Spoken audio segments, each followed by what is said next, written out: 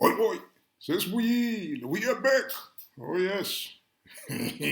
Told you, you never run away. Why? Because we know what we are doing.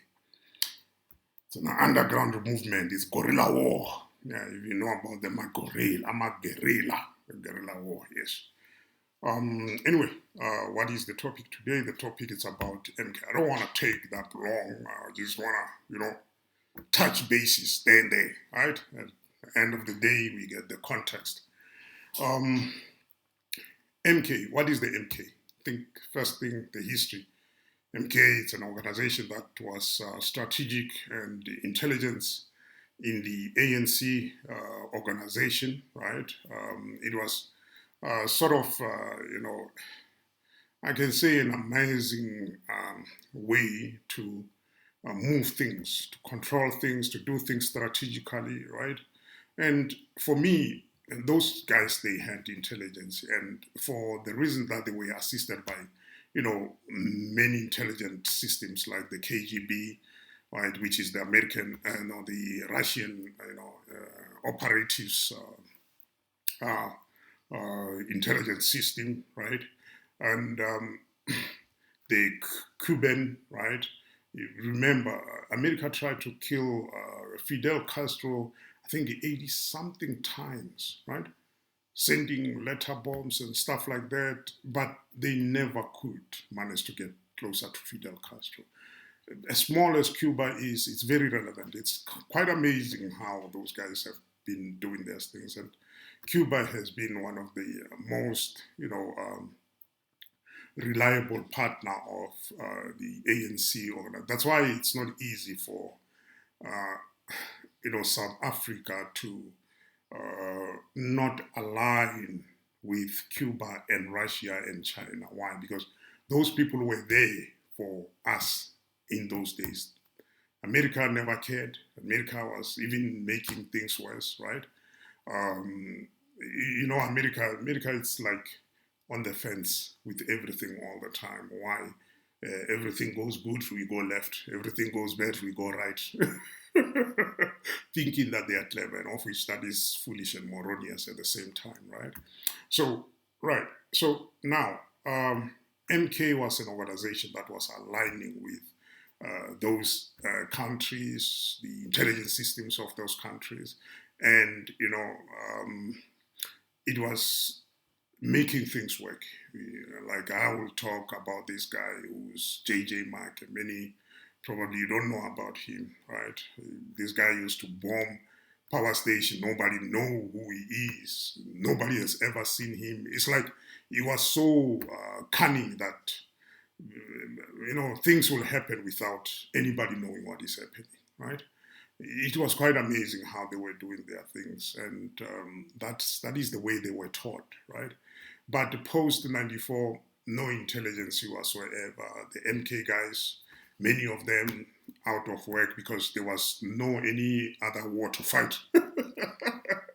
When you're a warmonger, right, you will fight, but when there is no war, then you feel, I think sad. Because there is no war for you. There is no that activity for you. It's like a soldier. You look at American soldiers when they come home from deployment, right? How they behave. I saw this video of this guy trying to shoot people and, with muscles and stuff like that and forgetting. He thought he was still in a war because you got those post-traumatic stresses that you experience due to the war, like the Vietnam War, right? People killing people in front of you, you just look and, you won't sleep, right? You killed many people, soul of those people are running after you, right? You're having a lot of nightmares and stuff like that. So lots of these MK guys, those who are still there, because I don't think there are that many nowadays, right? Many of them have passed. So the ones who are still there, they were young at that time at most, right? So you have those guys who have been there, right? They understood the mission. They, went and executed a lot of missions. And even now, you wouldn't even know what happened, right? Yeah, those, some of them were caught, but some who are still alive. lived to tell those stories to some of us who have been with them, right? So many lives were lost, yes, within that duration of the, struggle. And yeah, it's a painful thing. And I remember talking to this guy. He used to be in, I think, Angola or somewhere there in those apartheid times, right? And he says, look, uh, because I spoke to him about people who have been like, who have lost their lives, who have been decapitated at the gallows, the gallows there by Pretoria. Many people, they don't know that, right? But there, it was a place where they were killing people because at that time, um, we still had, hanging and killing, but mainly it was hanging, the hanging method, right? Many of our brothers and sisters have been hanged. Many of our people, we don't know where they are even now. After even the truth and reconciliation process, it did not help much, right? So I spoke to him about that issue, and he says, no, no, no, no. The records are there, and mainly in the gallows, because he knew this lady who used to work there. He was a white or whatever, light gray lady who used to work there, and he says, look, what is happening is that she spoke to the ANC guys to say, give us people, let us put these records in a proper manner so that people, when they are looking to know what happened to their loved ones, they could just come and see and check the records and find out. But nothing has ever been done in that regards. And you wonder, what is the problem, right?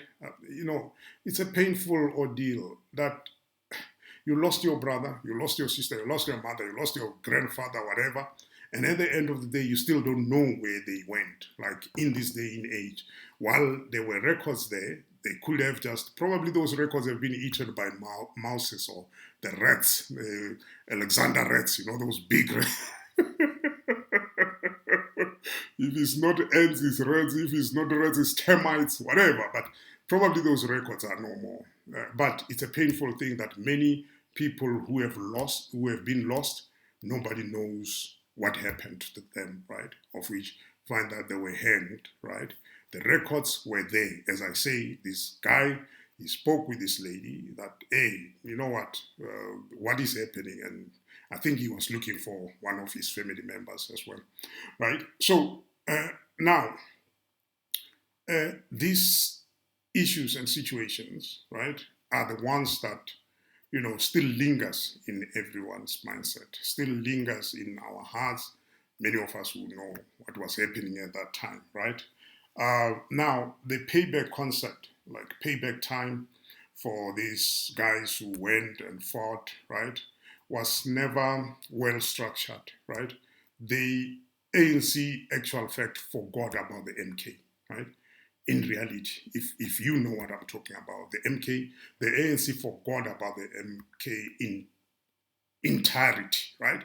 To say MK does not exist, but forgetting that those people needs to be incorporated back into the communities, right, where they are from and stuff like that. But remember, those people have had, things following them, right? Whatever they've been doing, it's still behind them. And,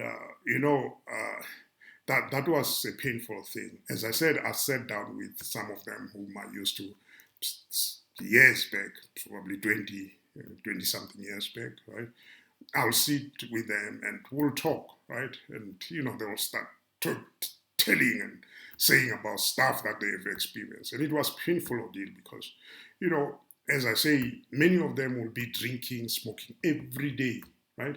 We used to go and sit with them at this certain place where they were selling, beer stuffs and stuff like that. And they will be drinking, smoking, and you will feel very pity for them, and you ask them, guys, but they say, but how do we sleep? How do we, it's a painful thing what they've went through, right? And, many of them, I'll ask, hey, what happened to those, things you are using like guns and stuff, like grenades and stuff? They say, no, many of us bury them in the bushes, right? Why? For in case something happens, right?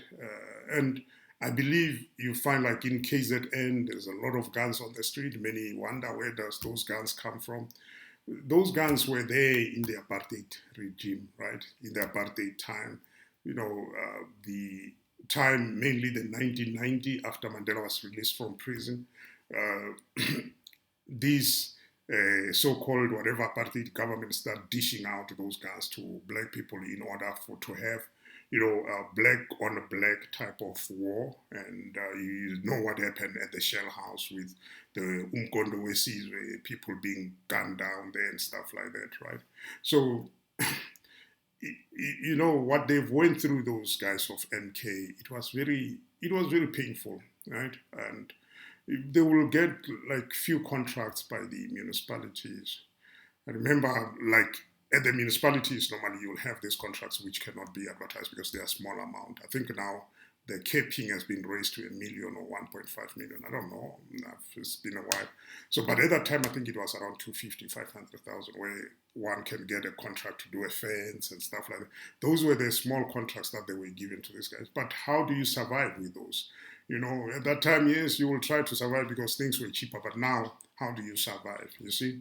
So it's a problematic thing that happened to the MK. And I understand the reasoning why Zuma came up with this, MK organization. And it's for, yes, many who are there, they have not been in the MK, it's fine. But does this organization look at, what happened to those guys, how they were treated and all this type of stuff? How can they be helped? Those type of things. Though I do not trust in them for the fact of their mindset is still, out of context in actual fact. Many of them, they were not learned, right? They were just people learned in using a gun, learned in, intelligence systems, but in terms of them going to school, many of them, nah, it was just people who did Form 4, Form 3, Standard 3 or whatever, Standard 4, then they ran and joined the Mkondo Wesis, right? So, yeah, the future, as I'm seeing, as far as the Mkondo Wesis is concerned, and mainly the party, I think we know Zuma is the glue that is holding that organization together. If Zuma is not there, you do not see anybody whom you can like look at as a leader and say, this person can move the organization forward. There will be wars there. There will be a fight as anyway, I think it's ironic that we black people, we kind of like be like that, fight one another for nothing, right? Instead of like bringing context together and seeing who can, lead the things or the organization forward, right? We have seen it with a lot of organizations. They sprang, then the next thing, Lokota says, yay, this is my party. Bazima says, yay, no, this is my party. And starts those stupid fights. And at the end of the day, the organizations become no more or non-existent in actual fact, right? The recruitment process, right? Yeah, that is what is making Mochana have nightmares. Just pain.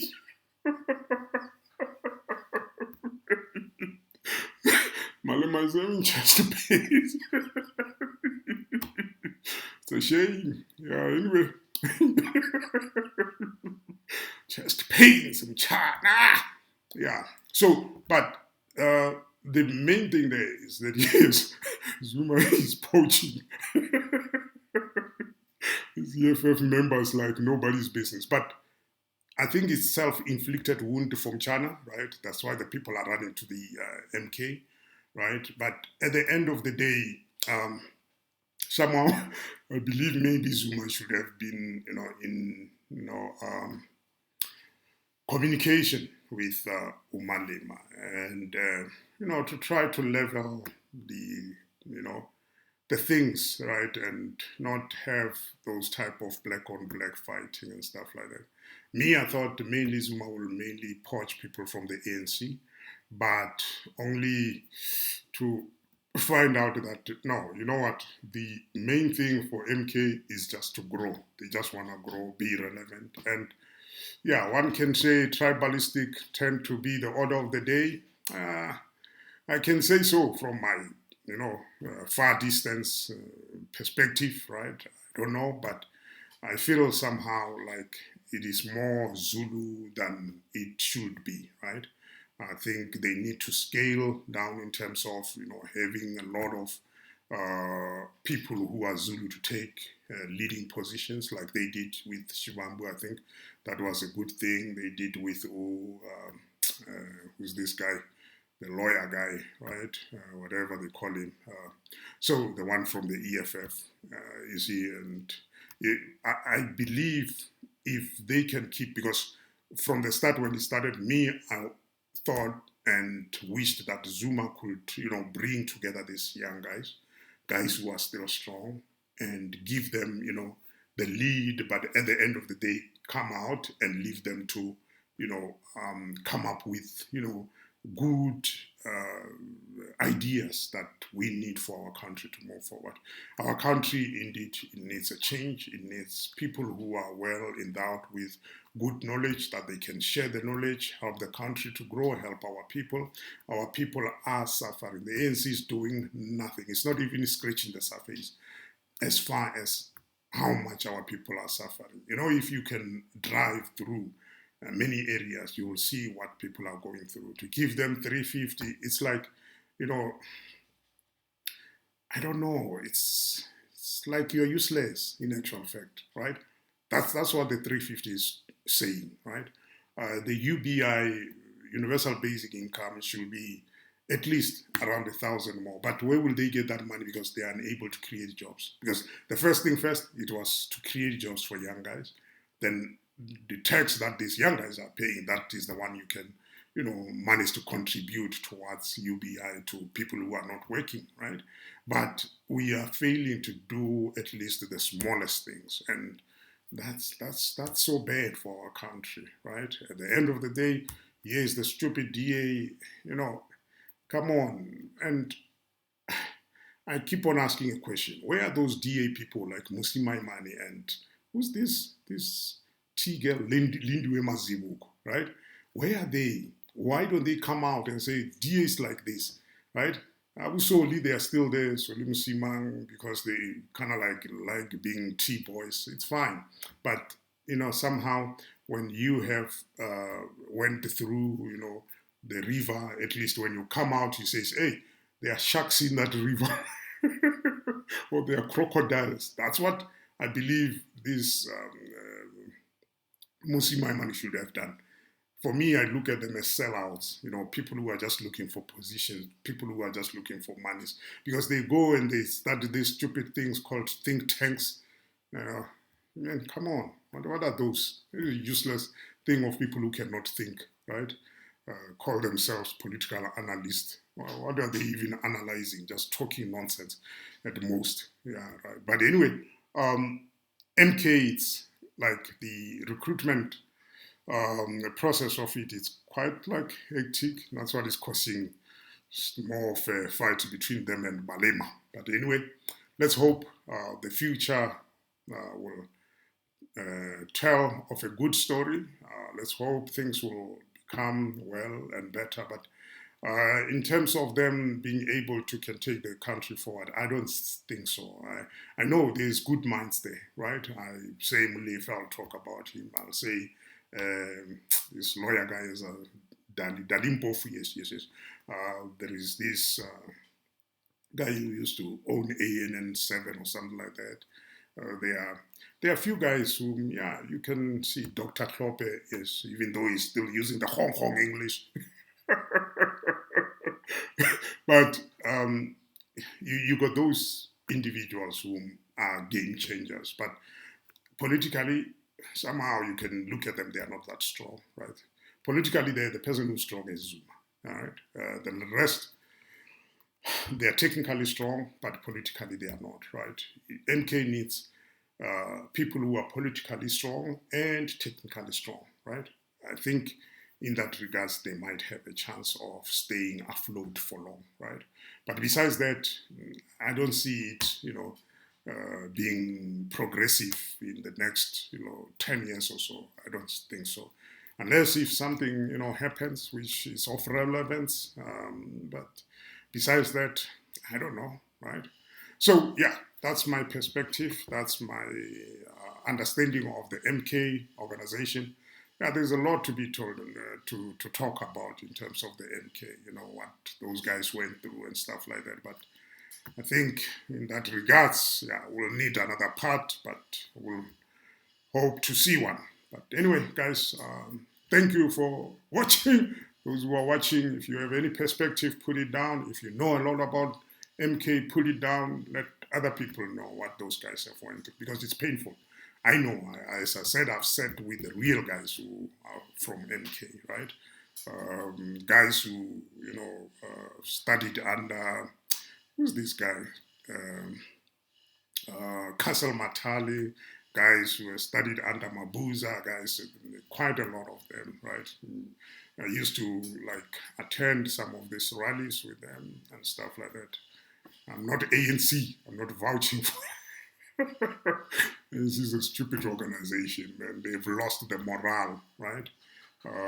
So that's why they're losing the elections. And yeah, that's why we need a new dispensation, which will be people orientated, right? Not money orientated, right? Because talk about moneycracy here, right? Oi, guys. See you on the next video. Have a lovely one.